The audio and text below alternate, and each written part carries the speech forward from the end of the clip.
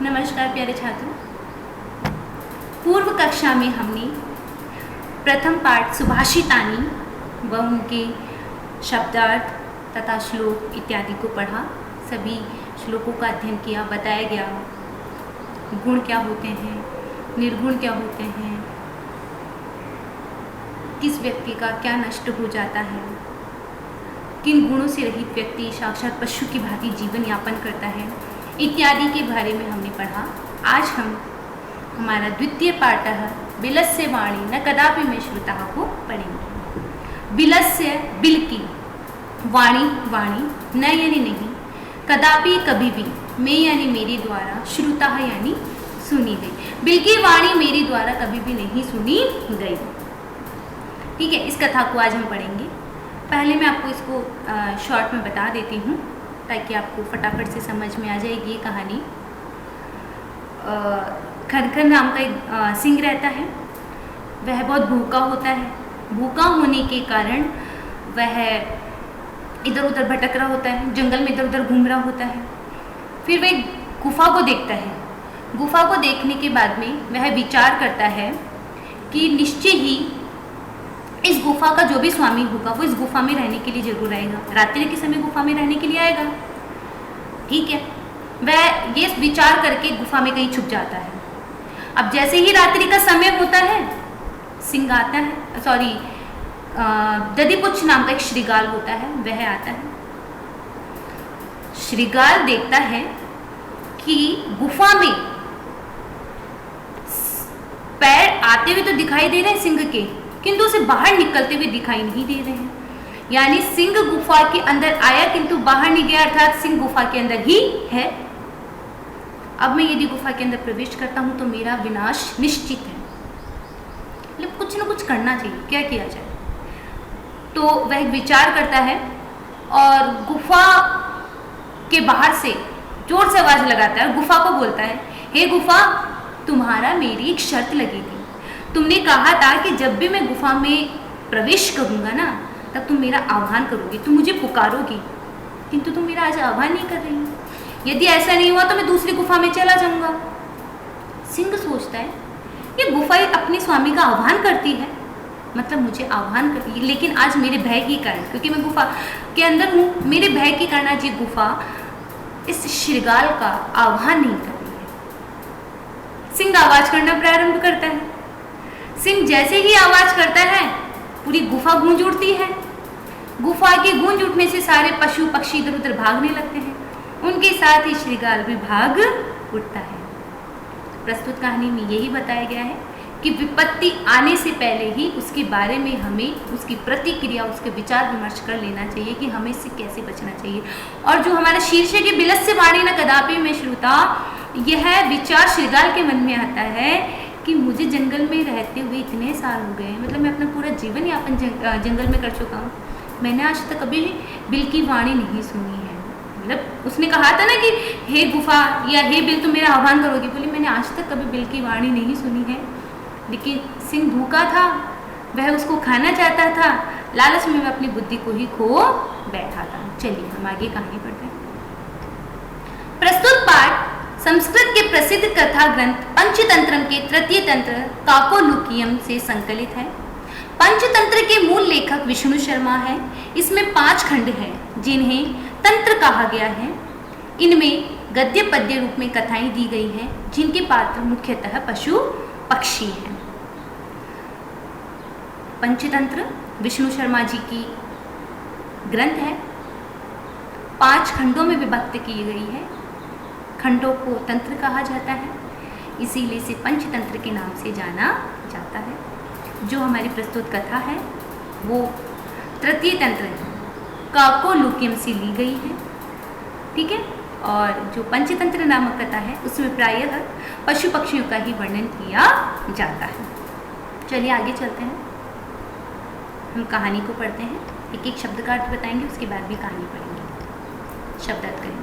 कस्मिंचित किसी वने, वन में, खर नखर नाम का सिंह प्रतिवसति स्म रहता था। किसी वन में खर नखर नाम का सिंह रहता था। सह वह कदाचित कभी इतः ततः इधर उधर परिभ्रमण घूमता हुआ क्षुधार्तः भूख से व्याकुल न नहीं किंचित अपि कुछ भी आहारम आहार प्राप्तवान है प्राप्त कर पाया। वह कभी इधर उधर भ्रमण करता हुआ भूख से व्याकुल कुछ भी आहार की प्राप्ति नहीं कर पाया। किसी वन में खर नखर नाम का एक सिंह रहता था जो इधर उधर भ्रमण कर रहा था भूख से व्याकुल होकर, लेकिन उसे कहीं भी भोजन की प्राप्ति नहीं हुई। ततः उसके बाद सूर्यास्त के समय में एकाम महती एक बड़ी गुफा को दृष्टवा देखकर उसके बाद सूर्यास्त के समय में एक बड़ी सी गुफा देखी। सह अचिंत्यत वह सोचा, उसने विचार किया, नूनम निश्चय ही एतस्याम इस गुहायाम गुफा में रात्रि के समय कोई भी जीव आगच्छति आता है, निश्चय ही इस गुफा में कोई ना कोई जीव आएगा। ठीक है ना, आएगा, क्योंकि रात्रि का समय हो गया, गुफा है तो गुफा का कोई ना कोई स्वामी होगा। इस प्रकार का विचार किसने किया? सिंह ने किया। अतः यहाँ ही निगुड़ो छिपकर भूतवा बैठ, निगुड़ो यानी छिप, भूतवा यानी होकर यानी छिपकर, तिष्ठामि यानी बैठ जाता हूँ, इति यानी इस प्रकार। अतः मैं यहाँ ही छिपकर बैठ जाता हूँ। किसी वन में खंडनखंड नाम का सिंह रहता था। वह भूख से व्याकुल इधर उधर घूम रहा था, किंतु उसे भोजन की प्राप्ति नहीं हुई। उसके बाद सूर्यास्त के समय उसने बड़ी सारी गुफा देखी।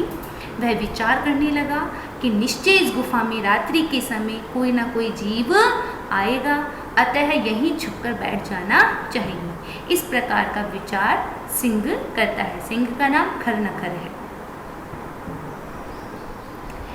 एतस्मिन् अंतरे, एतस्मिन् इसी अंतरे बीच में, गुहायाः गुफा का स्वामी दधिपुच्छः दधिपुच्छ नामक है नाम का, श्रीगालः श्रीगाल समागच्छत् आता है। इसी बीच में गुफा का स्वामी दधिपुच्छ नामक श्रीगाल आता है, गुफा के आसपास में आता है। किस बीच में? जब सूर्यास्त समय हो जाता है। सह वह च और यावत जब, पश्यति देखता है, तावत तब, सिंह पद पद्धति मतलब वह जहाँ भी देखता है वहाँ सिंह पद पद्धति, सिंह यानी सिंह, पद यानी पैरों के, पद्धति यानी निशान, चिन्ह, सिंह के पैरों के निशान गुहायाम गुफा में प्रविष्ट करते हुए दृश्यते दिखाई देते हैं। वह जब देखता है, सहज यावत पश्यति, और जब वह देखता है, तावत की जहाँ भी वहाँ मतलब सिंह पद पद्धति, सिंह के पैरों के निशान गुहायाम गुफा में प्रवेश करते हुए दिखाई देता है। वह देखता है कि गुफा में शेर के पैरों के निशान प्रवेश करते हुए तो दिखाई देते हैं। न च बहिरागतः, बहिर यानी बाहर, आगत यानी आते हुए, न यानी नहीं, किंतु बाहर आते हुए दिखाई नहीं देता है। श्रीगालः चिंतित, श्रीगाल विचार करता है, अहो विनष्टो अस्मि, अहो यानी अरे, विनष्टो अस्मि यानी मेरा विनाश होगा। नूनम निश्चय ही, अस्मिन इस, बिल में, सिंह सिंह अस्ति इति है, इस प्रकार तर्कया में विचार करता है। श्रीगाल विचार करता है कि निश्चय ही मेरा विनाश होगा और निश्चय ही इस बिल में क्या है? एक सिंह है। इस प्रकार विचार करता है। तत् किम कर्माणि, तत् यानी तो, किम यानी क्या, कर्माणि यानी करना चाहिए। अब क्या करना चाहिए? एवं विचिन्त्य, इस प्रकार विचार करके, दूरस्थः रवम कर्तुम आरब्धः, दूर से ही रवम आवाज कर्तुम करना, आरब्धः प्रारंभ करता है। इस प्रकार विचार करके वह दूर से ही आवाज करना प्रारंभ करता है। कौन? श्रीगालः। ठीक है, जब उसने देखा कि सिंह के पैरों के निशान मुझे गुफा में तो प्रवेश करते हुए दिखाई दे रहे हैं, किंतु बाहर निकलते हुए दिखाई नहीं दे रहे हैं, अर्थात मेरा विनाश निश्चित है, क्योंकि मैं गुफा में प्रवेश करूंगा तो सिंह मुझे खा जाएगा। मेरा विनाश निश्चित है। अब मुझे क्या करना चाहिए? फिर वह सोचता है और उसके बाद में दूर से ही आवाज करना प्रारंभ करता है। तो क्या बोलता है सुनिए। भो बिल अरे बिल, भो बिल, अरे बिल, किम में स्मरसी, क्या तुम्हें याद नहीं है? किम यानी क्या, न यानी नहीं, स्मरसी यानी जब किसी दूसरे से बात कर रहे होते हैं, दो जने बात कर रहे होते हैं तो त्वम के साथ क्या आता है? स्मरसी, सेकंड फॉर्म आता है। ठीक है, तो त्वम के साथ क्या है? स्मरसी। क्या तुम्हें याद नहीं है? यन्मया कि मेरे द्वारा, त्वया तुम्हारे साथ, सह यानी साथ, समय यानी शर्त, कृतो अस्मि यानी हुई थी, यत यानी कि, यत अहम जब मैं, बाह्यतः बाहर से, प्रति आगमिष्यामि बाहर से आऊँगा, तदा तक तुम माम मेरा आकारिष्यसि आह्वान करोगी। दूर से ही आवाज करना प्रारंभ करता है, अरे बिल, अरे बिल, क्या तुम्हें याद नहीं है कि तुम्हारे मेरे साथ शर्त लगी थी, तुम्हारे मेरे साथ समझौता हुआ था कि जब मैं बाहर से अंदर की ओर आऊँगा या मैं गुफा से बाहर, गुफा में प्रवेश करूँगा, तब तुम मेरा आह्वान करोगी, तुम मेरा पुकारोगी, तुम मेरा स्वागत करोगी। यदि यदि तुम माम मेरा न आव्यसित आह्वान नहीं करोगे, तभी तो अहम मैं द्वितीयम बिले दूसरे बिल में यास्यमि चला जाऊंगा, इति इस प्रकार। ठीक है, जैसे ही वह सिंह से भयभीत होता है उसके बाद में विचार करता है और मतलब उसके दिमाग में तर्क आता है और वो दूर से आवाज लगाना प्रारंभ करता है और बिल को बोलता है, हे बिल, तुम्हारी मेरी शर्त लगी थी कि जब भी मैं गुफा में प्रवेश करूंगा तुम मेरा आह्वान करोगी, और अगर मेरा आह्वान नहीं करोगी तो मैं किसी दूसरे बिल में चला जाऊंगा, इस प्रकार। अथ यानी इसके बाद, एतत् श्रुत्वा यह सुनकर सिंह अचिंत्य विचार करता है, नूनम एषा गुहा, नूनम एषा यानी निश्चय ही, एषा यानी यह, गुहा यानी गुफा या बिल, स्वामी न है स्वामी का, सदा या ना सदा है, आह्वानम यानी आह्वान, करोति यानी करती है। निश्चय ही यह गुफा अपने स्वामी का आह्वान करती है, परंतु मद भयात मेरे भय से, न यानी नहीं, किंचित यानी कुछ भी, वदत यानी बोल रही है, किंतु मेरे भय से कुछ भी नहीं बोल रही है। ठीक है, उसके बाद में ये सब जब वो सुनता है कि श्रीगाल और उसके बीच में क्या शर्त लगी है, तो सिंह सोचता है कि निश्चय ही अपने स्वामी का क्या करती होगी, आह्वान करती होगी, किंतु मेरे भय से आज कुछ भी नहीं बोल रही है। अथा साधु इदम उच्यते, इसीलिए मतलब साधु वाक्य कहे गए हैं कि भय संतत्रस्त मनसा, भय से युक्त जो मन होते हैं, हाथ, जब हमारा मन डरा हुआ होता है तब हस्तपादादि का, हाथ और पैर, क्रिया न प्रवर्तनते, क्रिया यानी क्रिया, प्रवर्तनते यानी उसमें प्रवर्त नहीं होते हैं, अर्थात डरे हुए मन वालों के हाथ पैर आदि कार्य नहीं करते हैं। वाणी च वेपतु च अधिको भवेत है, वाणी यानी बोली, वेपतु यानी कंपित, और वाणी भी बहुत ज़्यादा कंपित होने लगती है। सिंह सोच रहा है इस प्रकार की, मतलब कि हो सकता है ये जो बिल है वो मेरे भय से कुछ भी नहीं बोल पा रही, इसीलिए वचन भी कहे गए हैं, साधु वचन कहे गए हैं कि जब भय से युक्त कोई व्यक्ति होता है तो उसके हाथ पैर भी हिलने लगते हैं और उसकी वाणी भी कंपित होने लगी। और बात भी सही है, यदि कोई व्यक्ति चोरी करके आया है, कोई व्यक्ति कुछ गलत कार्य करके आया है तो उसके हाथ पैर कांपने लगते हैं, उससे कुछ पूछो तो उसकी वाणी कँपाने लगती है। इसीलिए कहावत होती है, चोर की दाढ़ी में तिनका। चलिए, तद अहम तो मैं, अस्य यानी इसका, आह्वानम यानी आह्वान, करोमि यानी करता हूँ, तो मैं इसका आह्वान करता हूँ। एवं इस प्रकार सह वह बिले बिल में प्रवेश करेगा, मैं यानी मेरा, भोज्यम यानी भोजन, भविष्यति यानी हो जाएगा। अब मैं इसका आह्वान करता हूँ तब ये तो वह बिल में प्रवेश करेगा, इस प्रकार वह बिल में प्रवेश करेगा और मेरा भोजन बन जाएगा। सिंह इस प्रकार विचार करता है कि मैं इस गुफा, मतलब मैं गुफा बन जाता हूँ और श्रीगाल का आह्वान करूँगा। जैसे ही श्रीगाल का आह्वान करूँगा तो श्रीगाल गुफा में प्रवेश कर जाएगा और गुफा में प्रवेश करता ही मेरा भोजन बन जाएगा। इत्थम यानी इस प्रकार, विचार यानी विचार करके, सिंह यानी सिंह, सहसा यानी अचानक, श्रीगाल से यानी श्रीगाल का आह्वान अकरोत यानी आह्वान करता है। इस प्रकार विचार करके सिंह अचानक ही श्रीगाल का आह्वान करता है। सिंह से उच्च गर्जनम प्रतिध्वनिना सा गुहा उच्च ही श्रीगालम आह्वयत। ठीक है, सिंह से यानी सिंह की, उच्च यानी ऊंची, गर्जन यानी गर्जना से, प्रतिध्वनिता यानी आवाज़ रिपीट होती है ना, जब हम कहीं सुनसान जगह पे होती है तो हमारी आवाज़ रिपीट होती है, गूंजने लगती है। प्रतिध्वनिता यानी गूंजने लगती है। सा गुफा वह गुफा, उच्च यानी जोर से, श्रृगाल से यानी श्रृगाल का आह्वान करती है, यानी सिंह की ऊंची गर्जना से प्रतिध्वनित होकर वह गुफा सिंह का क्या करती है, आह्वान करने लगती है। सिंह जब मन में विचार करता है कि मुझे आह्वान करना चाहिए तो वह आह्वान करता है। जैसे आह्वान करता है तो पूरी जो गुफा होती है वो क्या करने लगती है, गुंजायमान होने लगती है। जैसे ही गुफा गुंजायमान होने लगी तो आगे का देखते हैं। अनेक इस प्रकार से, इससे अन्य पशु भी, जैसे ही गुफा गुंजायमान होने लगी तो उससे अन्य पशु भी, क्योंकि सबको पता लगी कि सिंह की आवाज़ है, अन्य पशु भी भयभीत यानी भयभीत, अब भवन यानी हो गए। श्रृगालो अपि, श्रृगाल भी, ततः यानी वहाँ से, दूरम यानी दूर, पलायमाने यानी पलायन यानी दूर, चला जाना, पलायन कर जाता है, इमम अपठत और पढ़ता है।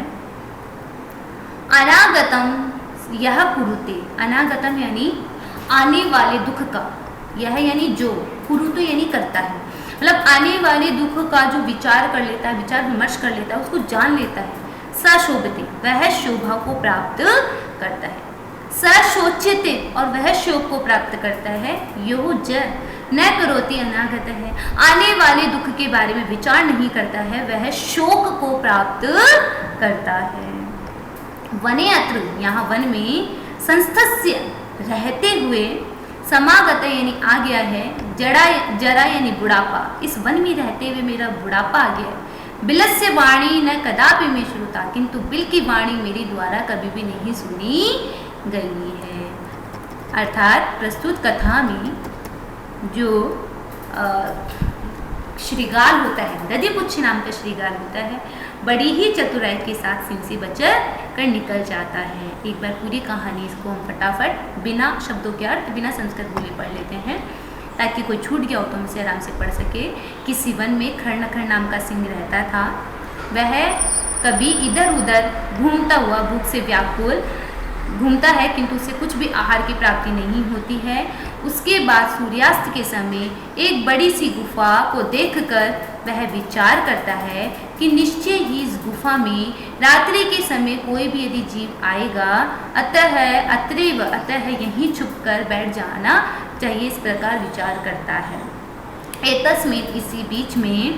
एतस्मिन् अंतरे, इसी बीच में गुहायाः गुफा का स्वामी दधिपुच्छ नामक श्रृगालः समागच्छतः, दधिपुच्छ नाम का श्रृगाल आ जाता है। सहज यावत पश्यति, वह देखता है कि सिंह के पैरों के निशान गुफा में प्रवेश करते हुए तो दिखाई देते हैं, किंतु बाहर आते हुए दिखाई नहीं देते हैं। श्रृगालः चिंत्यत, और श्रृगाल विचार करता है, अरे विनष्टो अस्मि, अहो विनष्टो अस्मि, अरे मेरा विनाश निश्चित है, या मेरी मौत निश्चित है। निश्चय ही इस बिल में सिंह है, इस प्रकार विचार करता है। तो क्या करना चाहिए? इस प्रकार विचार करके वह दूर से ही आवाज़ करना प्रारंभ करता है, अरे बिल, क्या तुम्हें याद नहीं है कि मेरे और तुम्हारे बीच में एक संधि हुई थी कि जब मैं बाहर से अंदर की ओर आऊँगा या गुफा में प्रवेश करूँगा तो तुम मेरा आह्वान करोगी। यदि तुम मेरा आह्वान नहीं करती हो तो मैं दूसरे बिल में चला जाऊँगा। इस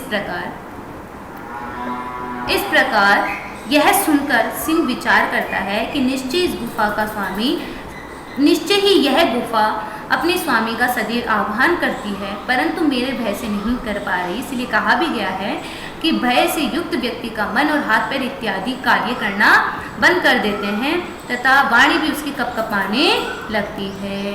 अतः मैं इसका आह्वान करता हूँ और इस प्रकार जब वह बिल में प्रवेश करेगा तो मेरा भोजन बन जाएगा। इस प्रकार विचार करके सिंह अचानक श्रृगाल का आह्वान करता है। सिंह की ऊंची गर्जना से प्रतिध्वनित वह गुफा ऊंचे से श्रृगाल का आह्वान करती है। उससे अन्य पशु जो पक्षी होते हैं वह भी भयभीत हो जाते हैं।